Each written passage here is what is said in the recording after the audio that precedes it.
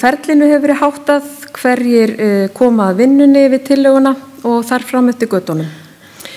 Þegar Tryggvi Már hefur lokið máli sinni komið að Dr. Bjarka Jóhannssyni skipulagsstjóra og hann mun þá fara yfir tillöguna út frá þessari spurningu og punktunum sem ég nefndi hér að ofan. Þegar kynningu Bjarka lokið, þá komið að fyrirspurnum og við munum hafa þann háttin á að þeir félagar, Tryggvi og Bjarki, þeir verða hérna í pallborði til að svara og ég legg áherslu á að við leyfum þeim að klára sitt mál, þar að segja kynningar áður en við förum í spurningar og þið nótir einfallega hjá ykkur. Þið eru komið með þennan bækling hérna sem að var að koma úr prentun, þannig að þið getum þess að nótira niður á hann það sem að kemur upp í kollin við þegar farið yfir kynninguna.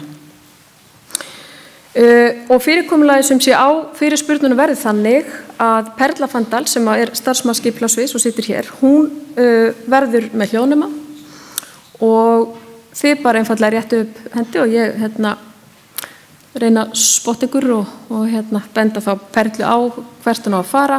Þið kynnið ykkur og ég legg áherslu á að spurningarna það séu hnitmiðar, enga langlokkur og ég tek mér sem fundarstjóri einfallega kurteislegt alræðisvald til að stjórna ef þetta fara að hljóma eins og fundur hjá félagi sagnfræðinga. Ef við förum í upprifun eitthvað lengst aftur í tíman, þá stoppa ég það.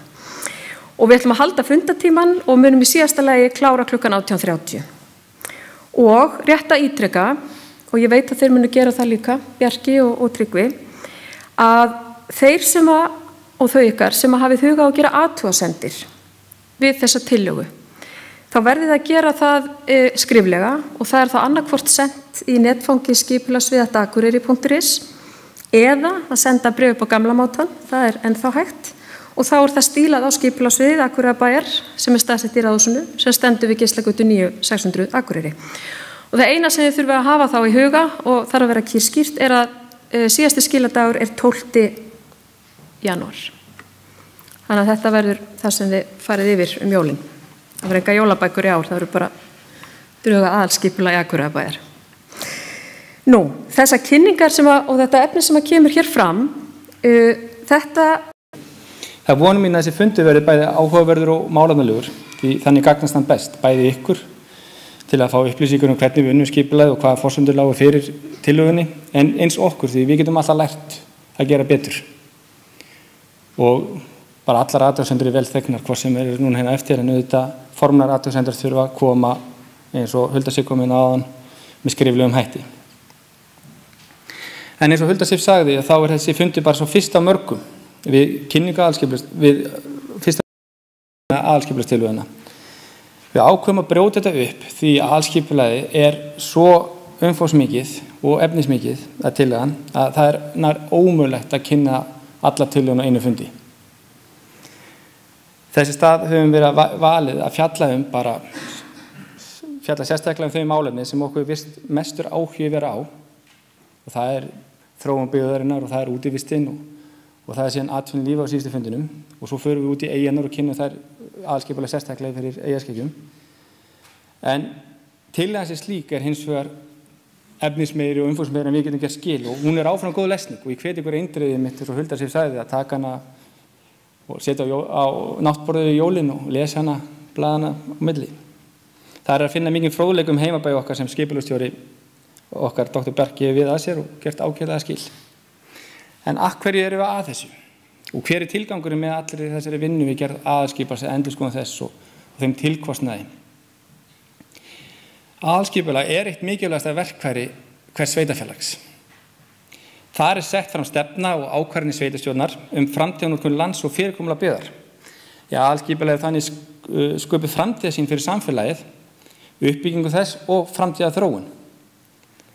Það líka mikilvægt að hafa í huga að skipulag ekki bara skipulag og mér langar að koma svolítið inn á hvað aðalskipulag og það sannlega aðalskipulag ekki það sama á deiliskipulag. Hlutverk aðalskipulags fyrst og fremst að setja stefnuna og áherslur sem svo nánar útfærið deiliskipulag á síðari stigum. Með öðrum orðum, aðalskipulag setur fram stefnur og áherslur, skilgreini grófa hugmynd hvað koma skal og það nær til alls sveitarfélagsins. Í tillögu aðalskipulagi þarf ekki að gera nákvæma grein fyrir hönnun mannvirkja eða húsagatna, heldur á það einungis að gefa, eða fyrst og fremst að gefa stóru myndina landnotkun og hvernig aðgengi að þessar landnotkun til að mynda eftir tengibrautum. Og aðalskipulagstillagan sett fram í greinargerð og með uppdrætti og uppdrátturinn hangir hérna á veggnum hægra megin við ykkur. Deiliskipulag hins vegar annað deiliskipulagsstig og byggir á afmörkun hluta aðalskipulags og þarf að byggja á því alfarið. Í deiliskipulagi meðal annars kveðið á íbúðagerðir, byggingaskilmála, kvaðir og hvernig innra umferð og stígakerfi skal háttað. Það nákvæmt farið grundigt í hvernig útfærslan af aðalskipulagstillögunni á að vera háttað. Og svo má ég segja þó að þessi ekki deiliskipulag, þá byggja öll framkvæmdagögn síðan á deiliskipulaginu, svo sem lóðablöð og aðalteikningar. Þannig að þetta svona þessi stig sem við vinnum eftir. Aðalskipulag sem sagt stóra myndin, það ekki nákvæm hönnun. Og mér langaði svona að leggja sérstaka áherslu á þetta, því stundum maður setja upp stóru myndina en fær tilbaka spurningu sem snýr að nákvæmri hönnun einstak mannvirkis eða legu gatna og þarfandi götum. Með því það þarf að skoða bæði hugmyndina og greinargerðina með það í huga. Svo líka mikilvægt að hafa í huga að aðalskipulagi eins og sett fram núna, það horfir bara 12 ár fram í tíman. Í greinargerðinni fjallað lengra fram í tíman en uppdrátturinn sem slíkur, hann horfir einungis 12 ár fram í tíman. Einungis frá með gildisdagsetningu og svo 12 ár þar fram eftir. Það nefnilega ekki æskilegt að við sem að skilgreina landnotkun í aðalskipulagi sem við sjáum ekki að koma til framkvæmdar á þessum 12 árum. Þar af leiðandi höfum við tekið, og Bjarki kemur inn á betur seinna, að við erum svolítið að breyta kúrs. Við erum að hætta að þróa bæinn í suður og fara að leggja áherslu á að þétta og færa byggðin í norður. Og við tökum landnotkunarreitinu fyrir íbúðabyggð, þar sem var áður þriðji áfangi mann rétt Nausthagahverfis, og gerum hann á óbyggðu svæði. En það segir ekki til að þar verði ekki byggt síðan mér. Það segir einungis við ætlum okkur ekki að byggja þriðja áfanga Nausthagahverfis eða framhald þess hverfis sunnan við Hagahverfi á næstu 12 árum. Að sama skapi, þar sem við tökum óbyggt land undir íbúðarhúsnæði í aðalskipulagi, þá erum við lýsa yfir, við ætlum að skoða að þróa þessa reiti til íbúðarbyggingar annar landnotkar á skipulagstímanum og gildistíma til aðalskipulagsins. Og það líka mikilvægt að hafa þetta í huga þegar fólk skoðar aðalskipulagsuppdráttinn og les greinargerðina. Síðan aðalskipulag lifandi skjal og aðalskipulag bara per se á ekki verið meitlaði stein, heldur alltaf að taka svo litið mynd af tíðarandunum hverju sinni. Forsendur breytast, við gætum séð mikla fjölgun íbúa eitt ára út af einhverju ófyrirsjáðum framkvæmdum og þá þurfum við bara að taka aðalskipulag upp því forsendur hafa breyst og þurfum að horfa aftur 12 fram í tíman. Og svo eru alls konar breytingar sem gerum á aðalskipulagi bara við endurskoðun eða bara við gerð deiliskipulags, að við sjáum að hérna gætum við gert eitthvað með öðrum hætti en við settum fram á sínum tíma. Og svo það í lögum að nýkjörin sveitarstjórn hverju sinni þarf í upphafi kjörtímabils að taka afstöðu til hvort endurskoða beri aðalskipulagið á kjörtímabilinu. Þetta til þess að tryggja aðalskipulagið endurum alltaf stefnu hverja sveitarstjórnar hverju sinni. Þannig að í raun og veru með því að ef sveitarstjórn segir við ætlum ekki að endurskoða aðalskipulagið þá það að gera stefnu aðalskipulagsins að sinni stefnu. Og þannig líka mikilvægt, þannig að það eru kosningar núna eftir nokkra mánuði, að við vinnum aðalskipulag í sátt og í samleiti við allra flokka.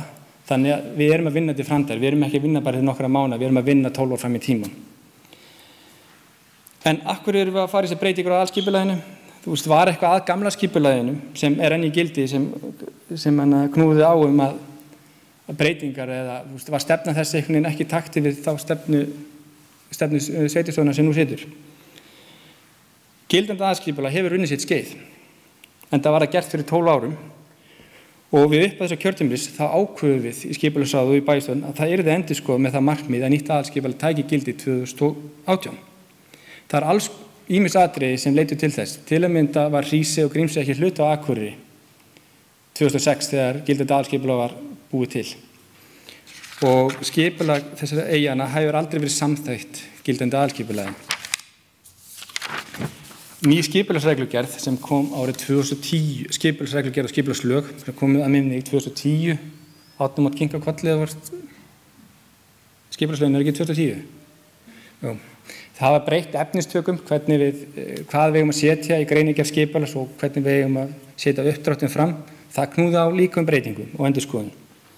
Það eru líka breyttar áherslur í skipulagsmálum. Sumir tala tískustrauma en aðrir eru líka, þetta kannski akademían hverju sinni að leiða okkur í einhvern hátt hvernig við eigum að móta bæinn og skipuleggja. Og það má segja að straumarnir núna eru aukin áhersla á betri nýtingu lands með tillit til ýmsa þátta eins og betri nýtingu innviða og fjármagn sem liggur í innviðum, verndunar og sjálfbærrar þróunar. Síðan, og kannski það sem Bjarki kemur mest inn á eftir, það hefur hægt á íbúafjölgun á Akureyri. Það hefur hægt á íbúafjölgun, við þurfum ekki að kvá eða hræðast, það hefur hægt á íbúafjölgun í öllum vestræna heiminum. Það hefur hægt á íbúafjölgun á Íslandi, í Reykjavík, í raun allstaðar. Og þetta Ísland sérstaklega, við erum að breytast, aldurssamsetningin að breytast, fólkið eða samfélagið að vera eldra og við þurfum þarfir okkar fyrir húsnæði, þarfir okkar fyrir þjónustu að breytast. Og það eitt og sér knýr á að við endurskoðum aðalskipulagið. En þó tillagan sem við kynnum núna að stærstu leyti byggð á grunni eldra skipulagsins. Þó með örfáum veigamiklum undantekningum sem varða fyrst og fremst stefnum þróun byggðarinnar og Dr. Bjarki kemur inn á hérna á eftir. Dr. Bjarki á fyrst og fremst heiðurinn á vinnslu skipulagsins í samvinnu við starfsmenn sína á skipulagsviði, en til stuðnings hefur líka verið arkitekta og skipulagsstofan Landslag sem hefur gert útvart uppdrættina. Við mótun og stefnu og áherslu skipulagsins höfum við jafnframt verið leitað til embættismanna, nefnda, formanna nefnda bæjarins, íbúa, það var íbúaþing í upphafi skipulagsvinnunar og bæjarstjórnar. Skipulagsráð hefur öllum stigum félagsins verið hluti af skipulagsgerðinni, tekið afstöðu stefnur og leiðir og það í hennar nafni sem tillagan sett fram. Og það síðan okkar sem sitjum í skipulagsráði að taka við athugasemdum og vinna skipulagið til bæjarstjórnar þar sem það endanlega samþykkt þegar það kemur. Ég sé rauninu bara 2 sem sitja í skipulagsnefnd og það Ólína og Jón Heiðar og við erum 5 og við erum öll, komum að segja, dedicated til sletti góður íslensku í verkefnið. Og ef þið þekki einhvern skipulagsnefnd þá endilega og hafi frekari spurningar eða skipulagsráð, þá endilega rekjum við garninar varðandi framkvæmds aðalskipulags eða ef þið hafi einhverjar spurningar sem eiga ekki erindi umræðuna hér á eftir. En allavega, það verður þennan umræður á eftir sem Hulda Sigurmunn stýra sem kom inn á og þá gefst ykkur kostur til að spurja spurninga skipulagið. Í pallborðið verður við Bjarki, en svo í salnum líka fólk sem alveg hókið af reynslu málinni bæjarins, skólamál og framkvæmdir og geta komið inn í umræðuna þegar við á. Annars þá ekki fleira frá mér og Bjarki, sviðið þitt. Takk.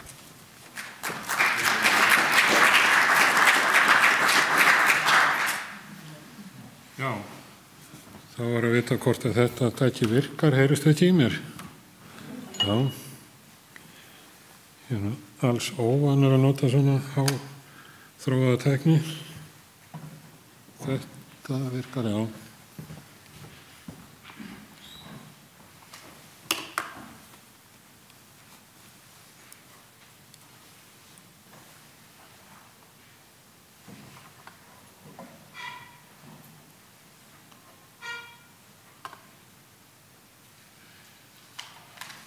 Hvar nú glasið sem að setja þetta í gang?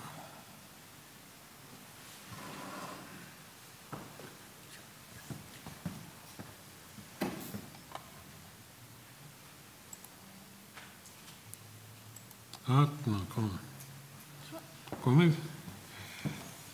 Já, eins og Tryggvi kom inn á að þá var haldinn hérna kynningarfundur 28. mars og í framhald af því að þá fengu íbúar tækifæri til að senda inn ábendingar varðandi skipulagið.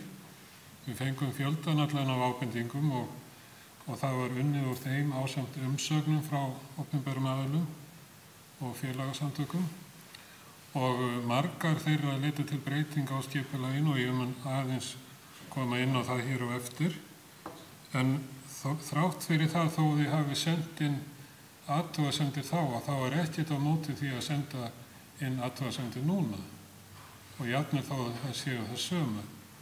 Að því að þetta sem var í vor, það var óformlegt og það var bara leiðbeinandi fyrir okkur, en nú þetta orðið lögformlegt, þannig að þetta allt samkvæmt skipulagslögum sem við erum að kynna þetta núna og þá í lögunum kveðið á athugasemdafresti, úrvinnslur, athugasemdir og fleira. Ég kem aðeins inn í það í endan á þessu. En þessi fundur eins og komið inn á ætlað ykkur til þess að fræðast þetta og auðvitað ykkur að mynda ykkur skoðun og gera þá athugasemdir ef þið teljið að það rétt á sér.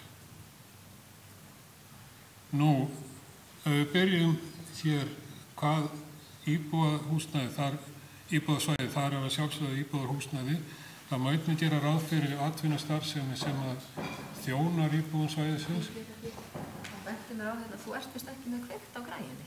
Það er líklega betra. Þá heyrist enn betur í þér. Já, ég held ég að vera að kveikja þessu. Það halda niður þetta. Svona, ákveðum græntljós. Já, heyrist núna. Það er eitthvað betra. Nei, jú. Já, það best ég byrja þá bara aftur. Það var haldinn íbúafundur hérna, kynningarfundur 28. mars síðastliðinn og þá fékk fólk tækifæri til að senda okkur inn ábendingar varðandi skipulagið og það kom fjöldinn allur á ábendingum og umsagna frá opinberum aðilum og félagasamtökum og margt af þessu leiddi til breytinga á skipulaginu og ég kem inn á eitthvað af því núna á eftir. En það var bara óformlegt og svona leiðbeiningar fyrir okkur. En þetta, núna þá þetta lögformlegt samkvæmt skipulagslögum sem að kveða á að auglýsingu, athugasemda tíma og hvernig á að vinna úr athugasendum.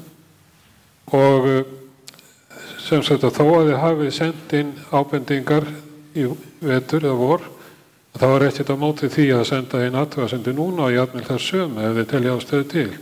En þessi fundur hann til þess ætlaður að auðvitað ykkur að mynda ykkur skoðun á skipulaginu. Það allt saman inn á heimasíðu Akureyrarbæjar undir auglýsingunni og þar getið þið lesið það frá orði til orðs og þar meðal annars að eins og ég kem inn á að þá skipulagsreitir sem að taka yfir ákveðin svæði og í greinargerðinni ákvæði fyrir hvert skipulagsreit. Hvað það leyfilegt og hvað ekki leyfilegt, til dæmis varðandi bensínstöðvar og annað slíkt.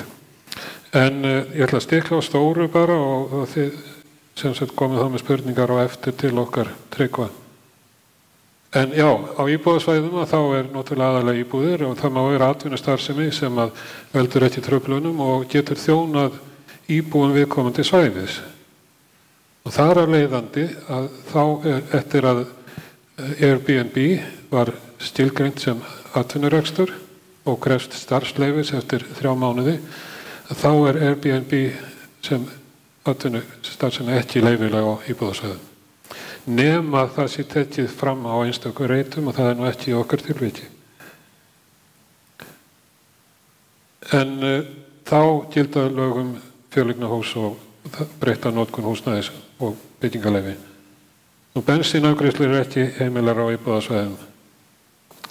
Nú þarfir íbúa að það umhverfisgæði, lausti hávaða mengun, aðgang á útivistar á náttúrusvæðum og félagsleg gæði, atvinna, öryggi og hagkvæmt húsnæði, verslanir, þjónusta og menntunarmöguleikar,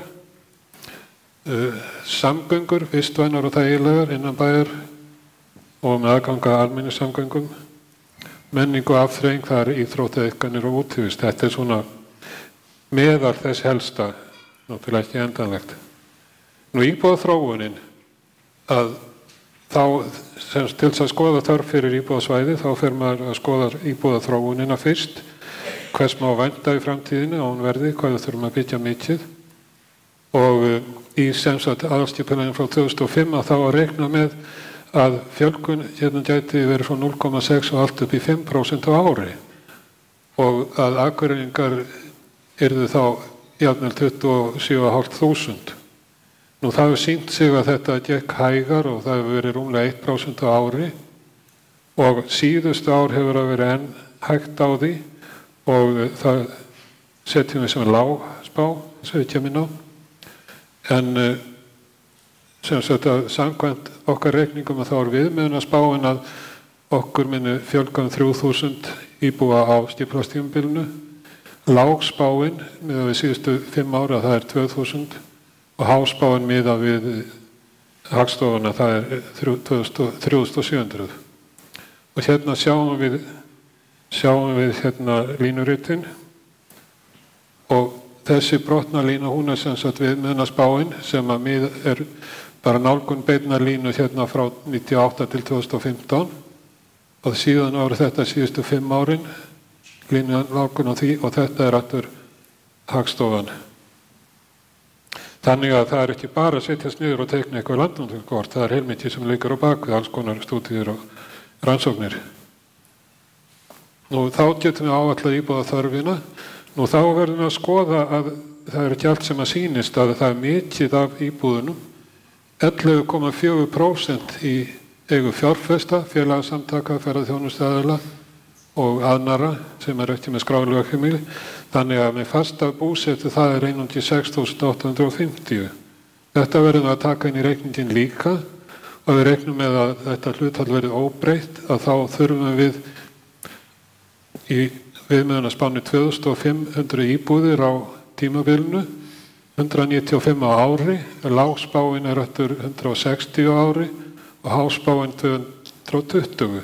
Það kunna vera sveiflur í þessu þannig að þó okkur sýnist kannski að við þurfum byggja meira akkurat í dag þá er þetta reiknað yfir 12 ára tímabil. En þetta þarf nú sjálfsögðu að endurskoða að því að það úreldist fljótt eins og allt annað. Nú það sem að veldur svolítið með áhyggjum það er aldurssamsetningin og við sjáum hvernig þetta hefur breyst frá árunni frá 98 til 2015 að opnu reitinni það er sem sagt hlutfall aldurshópana af heildinni 1998 og konur hér og karlar hér og svo aftur heilu reitinni það hvernig þetta er 2015 og þá sjáum við að það hefur fækkað í yngstu flokkunum.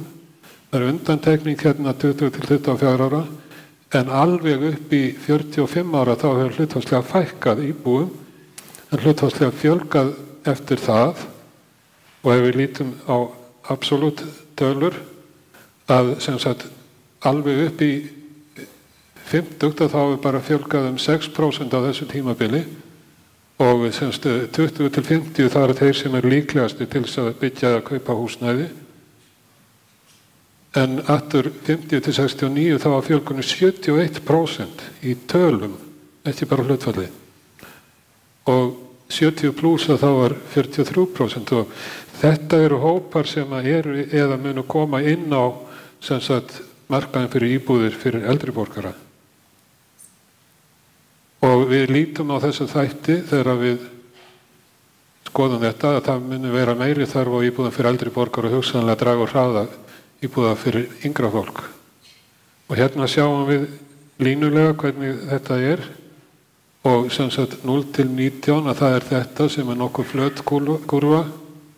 Þetta er eftir 20 til 49 og svo er hérna þessi 50 til 69 sem er frekar brött og þessi 70 pluss sem er ekki alveg eins brött en samt stefnir upp á við. Nú þegar við lítum á fyrir eldri borgara og þær þurfa sjálfsögðu að henta fyrir eldri borgara en mikið af því svona eldri borgurum býr í húsnæði sem er orðið alltaf stórt fyrir það að við fjárfestum til dæmis í húsi í Þórunnarstrætinu sem er með 4 svefnherbergi, við erum bara 2 en þetta var nú svona bara okkar fjárfestinga því það var ódýrt og við vorum að flytja sem stað sunnan og það er mikið af fólki sem myndi gjarnan vilja minnka við sig en hefur kannski, þetta er ekki mjög dýrt húsnæði, fólk fær ekki mjög mikið fyrir það og hefur kannski ekki efna á að flytja í nýtt húsnæði sem hendar betra en ef þetta er byggt á hóflegu verði, til dæmis samvinnufélög eða félagasamtök, stéttarfélög eða slíka, þá er hægt að byggja þetta svona á slæmri íslensku non-profit sem sagt án ágóða og þá ef þetta fólk gæti flutt í slíkt að þá myndi losna hinnar íbúðirnar sem að passa vel fyrir barnafólk. Það er ekki ónýtt að fá íbúð með 4 svefnherbergjum fyrir barnafólk á hóflegu verði. Og það er þá virkur þáttur í þéttingu byggðar.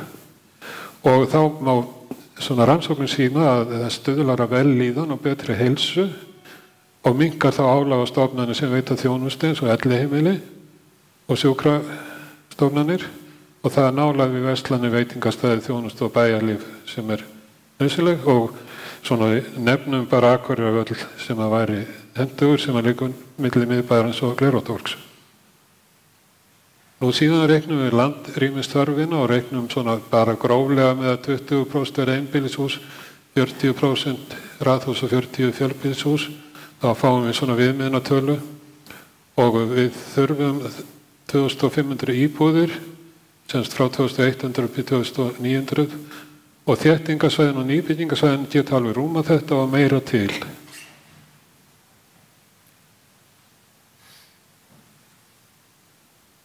Nú þá síðan hvar á að byggja.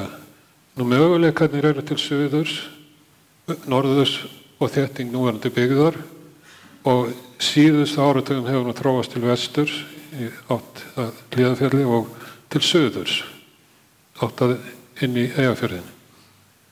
Nú það er til vesturs að þá erum við komin það hátt að við erum búin að fullnýta það og ókostur að þróa til suðurs er að þá fjarlægast við miðbæinn og atvinnusvæðin sem er mikið til norðan til í bænum og það er þá betra að nýta hverfi í norðurhluta bæjarins og þétta byggðina að þá nýtum við þá grundir sem er fyrir og stöðlum að styttri vegalendum milli íbúana sín á milli og atvinnu og þjónustu. Og við sem sagt höfum valið það, eða skipulagsráðið, að beina þróun í þéttingasvæðið og til norðurs. Þetta er sem sagt eins og var gert ráð fyrir, eins og Tryggvi kom inn á, hér er Hagahverfið og þá var reiknað með að byggja allt þetta svæði hér, en ekki svo mikið hérna til norðurs, það var eitt hverfi hérna út við Hörgána. En í nýju til, hvað vantaði hérna, já, hérna kemur á. Í nýju tillöguna þá ætlum við að stoppa hér í bili á þessu skipulagstímabili og byggja frekar hérna út með síðubrautinni og stækka þetta hverfið við Hörgábrautina. Og ég ætla að sýna bara ljósmynd sem ég tók í hverju ættir, það semst þetta hverfi hér, en þetta eru þá íbúðasvæðin tekin út og þetta er semst svæði við síðubrautina. Þetta er gott byggingaland og við ætlum að fara alveg upp að 100 metra mörkunum þar. En þétting byggðar hefur bæði kosti og ókosti og við notum svo kallað svotgreiningu, styrkur, veikleiki, ógnanir og tækifæri. Og styrkurinn að það er bætt nýting og lægri kostnaður inn við það, betri nýting á stígum, götum og veitukerfum og skólum í eldri hverjum sem að börnum er að fækka í mörgum hverjum, minna gengið á náttúrulegt umhverfi, nýtum almenningssamgöngur betur og miðbæjarsvæði styrkist og styrktum fjarlægð með íbúða atvinnusvæða, en það eru veikleikar að það er gengið á opinsvæði innan byggðar sem að verður að fara varlega í og það er oft erfitt að koma skipulega í gegn í grónum hverfum.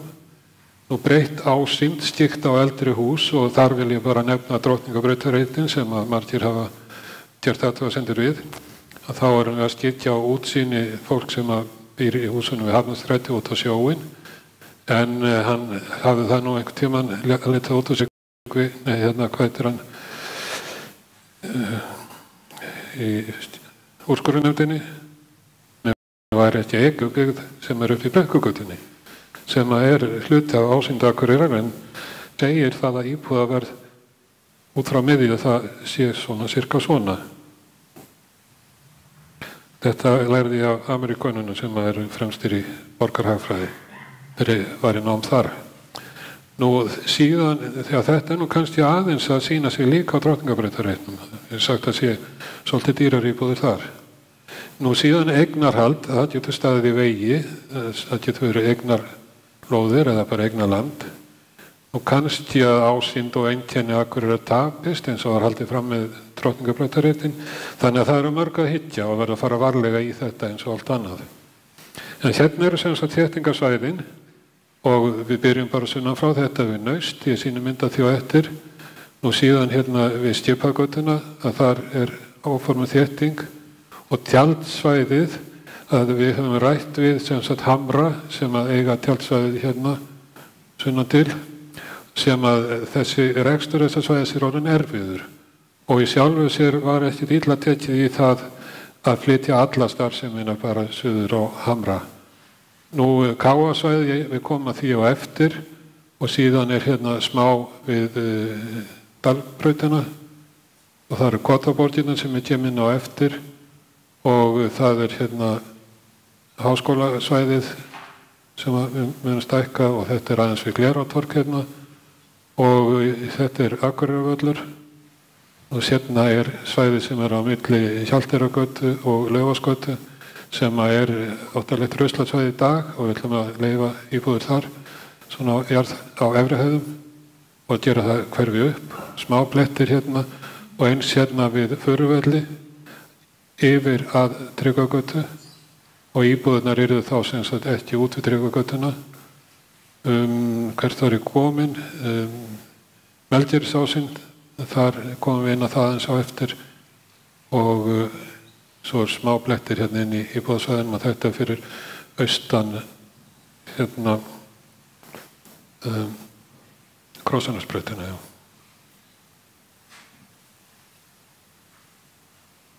Hér miðbærinn og þetta samkvæmt deiliskipulagi sem var samþykkt fyrir nokkrum árum og þá hérna byggingarreitir fyrir fjölmargar íbúðir og það þegar við farið í þetta þá þarf að sjálfsögðu að leysa bílastæðamálin og við reiknum með því að það gert með bílastæðahúsi þannig að sko það var heilmikið fótur og fytt þegar það var byggt á Drottningarbrautarreitnum á meðan að framkvæmdu stendur að þá sem sagt tapast bílastæði en í heildina verður fleiri þegar upp staðið og það ætlunin hér að bílastæðin fækki alls ekki en þetta verður leyst með bílatjóllurum og bílastæðahúsi.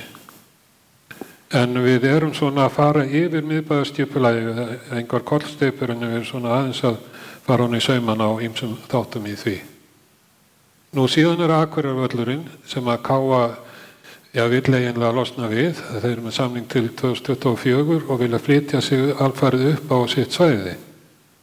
En þetta allt saman í samningaviðræðum, gert í samkomulagi við, en þetta gömul hugmynd sem hérna, þannig að þetta nú bara svona sýnt meira til gamans, en það alveg hægt að nota svæðið við stúkuna sem opið svæði til skemmtanahalds og ég man eftir því þegar ég var strákur sko, þá stóðum við hérna sem þegar við keyptum okkur ekki inn, við svona vildum horfa á leikina og stóðum við hérna fyrir brekkunni og horfum á leikina hérna niðri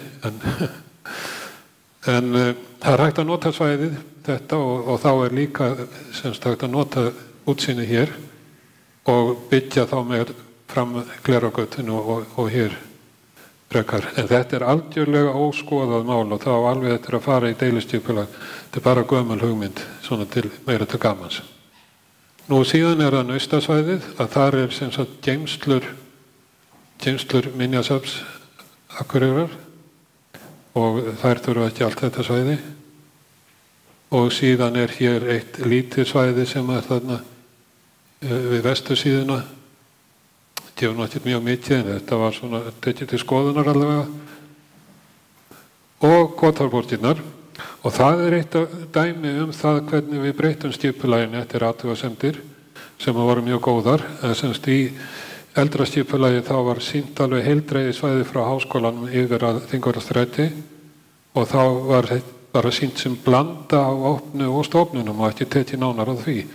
Það ekki leyfilegt lengur en við fengum góðar ábendingar að þarna væri klappasvæði sem að þyrfti að hlífa og við höfum reynt að gera það eftir bestu getu og við sjáum hér að við sneiðum hjá klöppunum og auk þess að þá setjum við skilmála að byggðin skal felda landslægi og svæða náttúruminjaskrá sem við Glerána að það sem sagt þetta svæði sem hér sem skástrika, það á náttúruminjaskrá og við förum ekki svona rétt í jaðarinn á því sem staðar og klappir verði óhreyfðar eins og kostur það kom fram ótti það yrði fara að sprengja klappir þarna og þetta mjög erfitt. En þegar við förum að skoða þetta í deiliskipulagi þá munum við sem sagt fella byggðina að þessu og ekki vera að ganga á náttúrulega gæði. Og það engin endanleg tala íbúða og það miðast í útfærslu sem verður ákveðin í deiliskipulagi. Við reiknum svona kannski 100 til 150 íbúðir og þéttasta byggðin hérna út við Þingvallastarætið.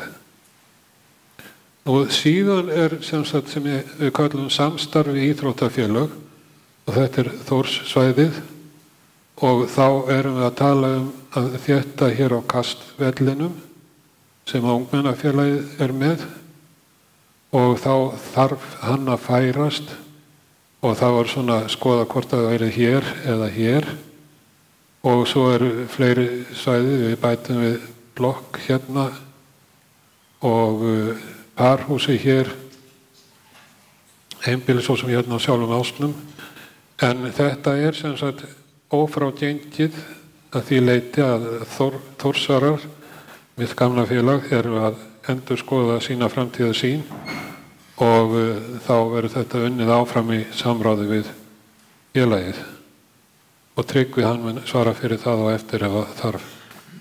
Og svo það Káa-svæðið, þá þetta San Siro og það sama þar að það verður ekki gert nema í fullu samráði við Káa. Og síðan hérna Hvannavallareiturinn. Hvannavellinir eru hér, Tryggvabrautin og Glerárgatan, að þá hugmyndur að sé hægt að byggja hérna upp og gert ráð fyrir krónuverslun hér og ég hef oft heyrt talað það sem skemmu en það alls ekki. Krónuverslunir eru mjög metnaðarfullar og fínar og mjög gott úrval af vöru og lágu verði. Einhver samkeppni í verslun. Hafið þið verslað í Krónunni? Prófiði. Þegar við förum suður, þá eru 2 búðir sem við verslum í, það Krónan og Fjarðarkaup. Búið. Fjarðarkaup einn besta verslun á höfuðborgarsvæðinu. En sem sagt að hér reiknum við með að sé leyfilegt að vera með íbúðir á efri hæðum og hérna gæti komið íbúðarhús en það krefst þess að lóðirnar þær ná alveg yfir að Hvannavellunum einhvers konar samkomulag milli lóðareigenda að byggja eða láta einhverjum byggingar aðeins eftir þetta gegn einhverju gjaldi. Nú hverfisvernd, það mikið hluti af þessu og það ákvæðum að hverfisvernd af samstæðar húsaraðir eða þyrpingar sem bera einkenni ákveðina tímabili byggingarsögu bæjarins eða hafa einstakt listrænt eða fagurfræðilegt gildi, einkum í miðbænum og eldri bæjarhlutum. Og það verður hugað að almennu samræmi byggð og varðveislu menningarminni og mannvirkja leið og tryggt verður eðlilega framþróun eigi sér stað á sviði byggingarlistar. Allar óskir breytingar þurfum að skoða þær vandlega. Og hér eru bara nokkur dæmi. Ég setti heilmikið á þessum dæmum inn á Facebook og fór inn í bæði Imbarhópin og Brekkuna og Oddeyrinn og Miðbæjar. Og ég held að ég sé búin að fá yfir 500 like á það. En þetta sem sagt fín byggð sem upp með Brekkugötunni, einstaklega falleg og það líka þannig upp með Oddeyrargötunni, efri hlutanum og Eyrarlandsveginum. Og síðan hér innbærinn og ef maður á að giska á hvaða hús af þessum nýtt, það svolítið erfitt en það þetta hér. Það verður fellt mjög smekklega inn í húsaröðina. Og þetta hverfisvernd semst ytra útlit húsa og þakform. Og hérna svokallað Funkisbyggð sem upp með Helgamarastrætinu, næst Þingvallastaræti og mestu leyti óhreyfð. Og það var svona tímabili byggingarsögu Akureyrar þegar voru byggð svona hús. Og síðan þetta hér við Ægisgötuna. Það lætur ekki mikið yfir sér og einstök hús ekki kannski voðalega merkileg. Þetta var byggt fyrir verkamenn upphaflega. Þetta lítil hús með varmatæki en götumyndin, hún algjörlega samfelld og mjög falleg. Nú síðan að þá einstaka byggingar að Minjasafnið lagði til tvö hús við Eyrarlandsveginn. Mér finnst ástæða til að friðlýsa þessa byggingu. Sko friðun, það var bara þegar hús verður 100 ára og þá þarf semst að leita samþykkis Minjastofnunar og eins hefur verið byggð fyrir 1925. En friðlýsing, hún felur í sér mikið sterkari ákvæði. Og ég myndi vilja friðlýsa ytra byrðið þessa hús, það er teiknað af Sigurður Guðmundssyni, arkitekt, sem var einn af þekktustu arkitektum þess tíma og frumkvöðull. Sverrir Ragnars, þeir sem eru eldri mun eftir honum, hann var mikill athafnamaður. Og það sem merkilegt hann fekk þetta teikninguna í brúðartjóð þegar hann gifti sig.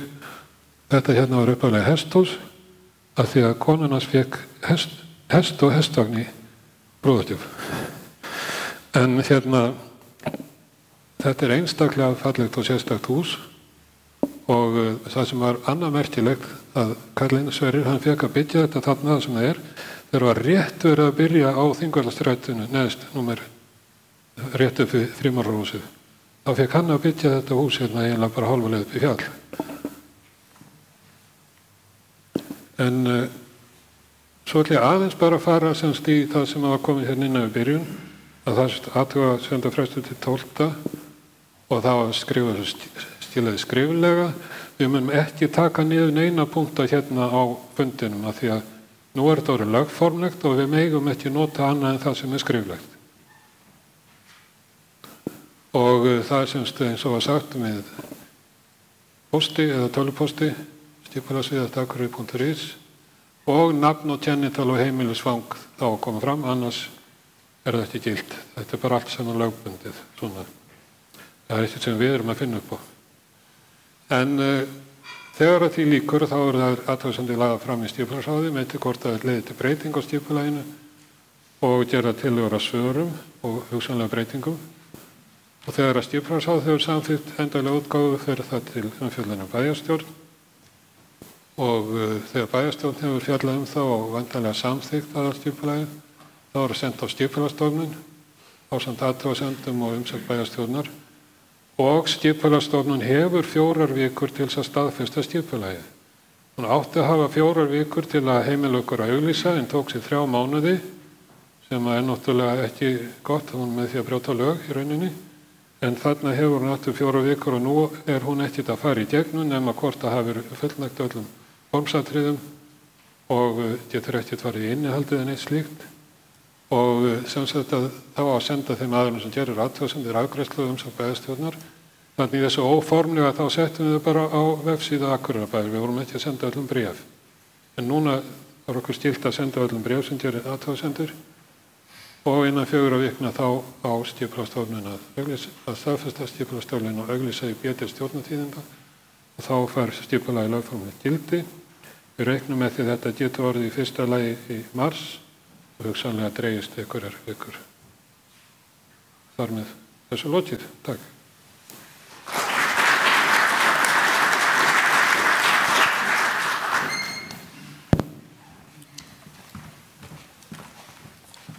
Já, glemdi nú að vekja athygli á þessum bæklingi sem vanlega séð og það er Anna Bragadóttir sem hér situr sem á allan heiður á þessum bæklingi. Endilega grípið í eintak.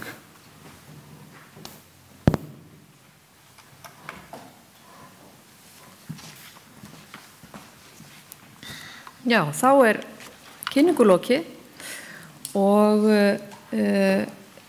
þar með þá líka þessari upptöku og þessari beinu útsendingu. Þannig að bara þakka Bjarka og Tryggva fyrir það sem hefur komið fram. En núna ætlum við þá að vinna